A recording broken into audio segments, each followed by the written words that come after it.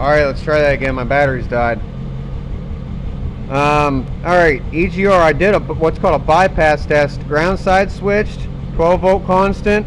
When we apply that, solenoid opens up, allows engine vacuum to come in, pull up on your EGR and provide EGR flow. I actually may have a problem with my system. That or I don't have a good connection. I'm not sure. I'm going to play with it a little bit, but didn't read any of this crap. Didn't read any of this crap because I understand how this circuitry works. Now, if you don't, read through it. You know, you can follow the steps. This is a lot quicker way to do it, let me tell you. Alright, so we're at the EGR solenoid connector, back probing on the gray wire, ground side switch circuit. Over here's our EGR. You can see the pintle down in there. I got a test light. Actually, I got 2 test lights out. My LED didn't draw enough current. The incandescent does. Just hooked up. We're going to touch negative, battery negative. I'm going to try to zoom in here. Hopefully you can see it. You would definitely hear the RPM change of the engine. I'm really surprised of what it's doing. It didn't stall. I was really surprised by that. Not what I expected. Oh, figures. Fans came on.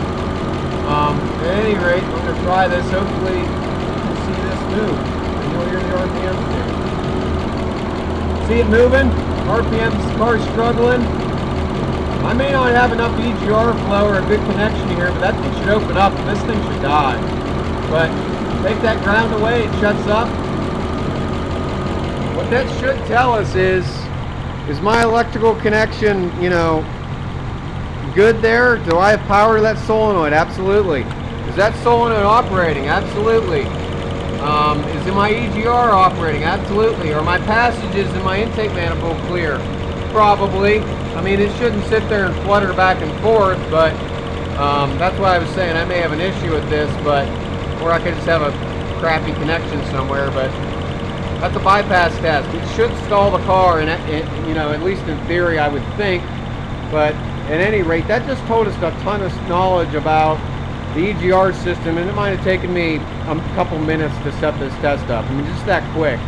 Just amazing, you know, if you understand what's going on, how quickly you can diagnose an entire system in just seconds.